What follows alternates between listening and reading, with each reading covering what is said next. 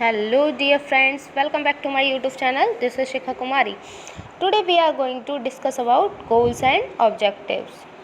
Goals क्या है? एक ऑर्गेनाइजेशन में जब भी हम किसी स्टेटमेंट की बात या फिर ऑर्गेनाइजेशन के एग्जिस्टेंस की बात करते हैं तो हम 4 टॉपिक में बात करते हैं। Number 1 mission, number 2 vision, number 3 goals and number 4 objective. Mission और विज़न की भी हम नेक्स्ट वीडियो में बात करेंगे, लेकिन आज हम गोल्स एंड ऑब्जेक्टिव की बात करते हैं।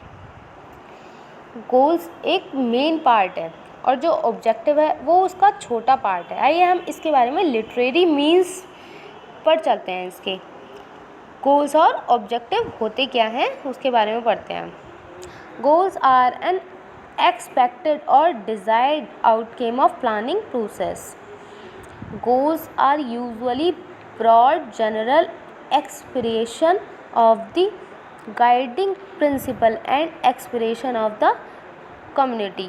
जो लक्ष्य है वो नियोजन प्रक्रिया के उपेक्षित या वंचित परिणाम होते हैं।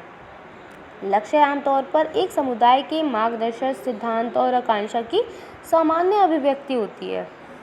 गोल्स वे अंतिम बिंदु है जिनकी ओर व्यक्ति प्रयत्न करके ही पहुंच सकता है अपनी लाइफ में। अब पढ़ते हैं ऑब्जेक्टिव के बारे में। Objectives are precise target that are necessary to achieve goals. Objective are detailed statement of quantitative और qualitative measurable result the plan hope to accomplish. उद्देश्य लक्ष्य का वह पार्ट होता है जो लक्ष्य की प्राप्ति तक व्यक्ति को पहुंचाया जा सकता है। मतलब जो लक्ष्य प्राप्त करने के लिए ऑब्जेक्टिव को हमें यूज़ करना ही पड़ेगा। छोटे छोटे ऑब्जेक्टिव हम यूज़ करेंगे तभी हम अपने गोल अचीव कर पाएंगे। यानी उद्देश्य मात्रात्मक या गुणात्मक रूप से मापने योग्य परिणामों का विस्तृत विवरण है जिसे संयंत्र पूरा करने की उम्मीद होती है। एक उदाहरण से समझे कि जब हम रूफ पर चलने के लिए मतलब छत पर जाने के लिए स्टेयर्स का यूज़ करते हैं तो हम पहले 1 स्टेयर पर चढ़ना शुरू करते हैं, फिर सेकंड, फिर थर्ड, ऐसे ही चढ़ते जाते पूरी स्टेयर कंप्लीट कर लेते हैं और छत पर पहुंच जाते हैं। तो जो छत हो गया वो हमारा लक्ष्य यानी गोल हो गया। और जो हमने अपनी स्टेप्स स्टेयर्स पर रखे थे 1 बाय 1, फिर 2, फिर 3, ऐसे ही करते करते स्टेयर्स पर फिर पूरी हो गई थी स्टेयर्स, तो वो जो स्टेयर्स थी वो हमारे ऑब्जेक्टिव हो गया। ओके, आई थिंक अब समझ आ गया होगा आप सभी को। आगे चलते हैं।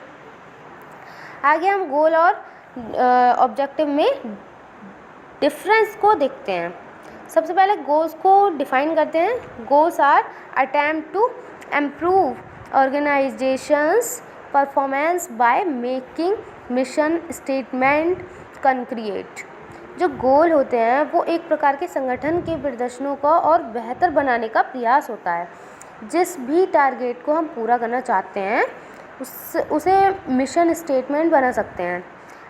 लक्ष्य किसी भी तरह के हो सकते हैं, जैसे कि number 1 improving customer satisfaction target, जैसे कि किसी भी दुकानदार द्वारा उसके ग्राहकों को संतुष्टि के लक्ष्य में इम्प्रूव होना, या फिर cost reduction target in the year में रिडक्शन में कभी भी कमी मतलब किसी भी वस्तु की लागत में कमी का लक्ष्य पूरा होना। या इम्प्रूविंग शेयरिंग होल्डर, जो व्यक्ति शेयर मार्केट में काम करते हैं उसमें मनी इन्वेस्ट करते हैं यानी ट्रेडिंग करते हैं, उनका गोल होता है कि उनके शेयर की वैल्यू में इम्प्रूव हो जाए जल्द से जल्द। या फिर इम्प्रूविंग मार्केट शेयर, मतलब अभी वही जो मैंने अभी आपको एक्सप्लेन किया। व्यक्ति शेयर मार्केट में वर्क करते हैं, जो भी व्यक्ति शेयर मार्केट में वर्क करते हैं उसको इम्प्रूव करना ही उसकी शेयर्स को इम्प्रूव करना ही उसका मेन गोल होता है। अब बात करते हैं ऑब्जेक्टिव्स के बारे में।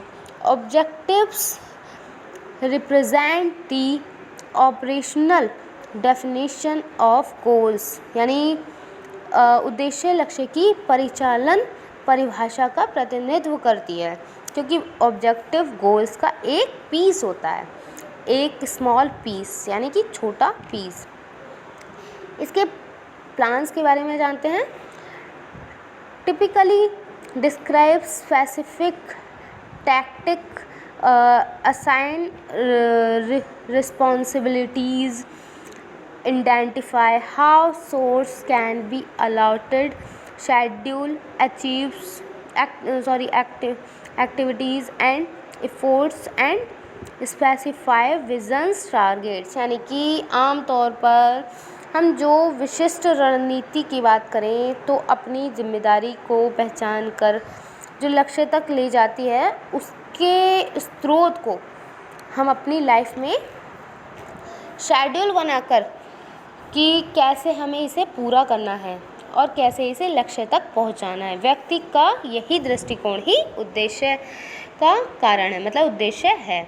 आगे गोल्स और ऑब्जेक्टिव के कुछ मेन पॉइंट हमने इसमें इंक्लूड किए हैं जो इम्पोर्टेंट हैं, जैसे कि goals are the final result और आउटकम ऑफ एन इंडिविजुअल।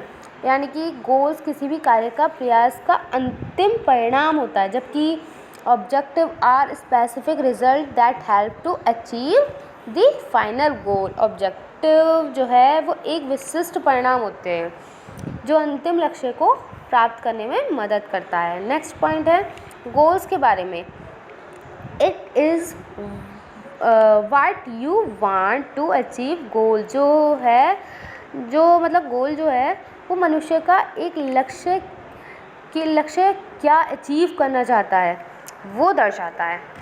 जबकि ऑब्जेक्टिव की बात करें तो it is a how you are going to achieve the goals. Objective मनुष्य का लक्ष्य कैसे या किस स्टेप्स को हम पूरा करके किन टारगेट को हम कंप्लीट करके पूरा किया जा सकता है वह बताता है। नेक्स्ट पॉइंट है ब्रॉडर दैन ऑब्जेक्टिव्स लक्ष्य। मतलब जो लक्ष्य है वो ऑब्जेक्टिव से बहुत बड़ा होता है और ऑब्जेक्टिव मोर स्पेसिफिक होता है। एक और पॉइंट एक पार्ट होता है गोल्स का ऑब्जेक्टिव में नॉट बी अ मेजरेबल। गोल को मेज़र नहीं कर सकते जबकि ऑब्जेक्टिव मेजरेबल है, उसका मेज़रमेंट किया जा सकता है। लास्ट पॉइंट है गोल्स के बारे में। Goal have a longer time frame. मतलब कोई मनुष्य गोल को एकदम हासिल नहीं कर सकता। जितने बड़े मनुष्य के गोल होते हैं उतना ही लंबा टाइम पीरियड मनुष्य का अपने गोल को पूरा करने में देता है। तो जो गोल होते हैं उसका जो टाइम पीरियड होता है वो थोड़ा लॉन्गर होता है, जबकि ऑब्जेक्टिव चूँकि एक पार्ट है, ऑब्जेक्टिव जो है वो एक पार्ट है गोल का, तो उसको पूरा करने के लिए व्यक्ति को ज़्यादा टाइम नहीं लगता और ना ही उसको वेट करना पड़ता। जैसे कि कोई व्यक्ति का गोल टीचर बनना है तो वो व्यक्ति पहले उसको ऑब्जेक्टिव को कंप्लीट करेगा। जैसे कि ऑब्जेक्टिव जैसे पहले वो हाई स्कूल करेगा, फिर इंटर करेगा, फिर बैचलर डिग्री पास करेगा, फिर बीएड में एडमिशन लेगा, फिर टेट पास करेगा, फिर सुपर टेट और फिर वो टीचर बनने के लिए एग्ज़ाम क्वालिफाई करेगा, तब ही उसका गोल पूरा होगा।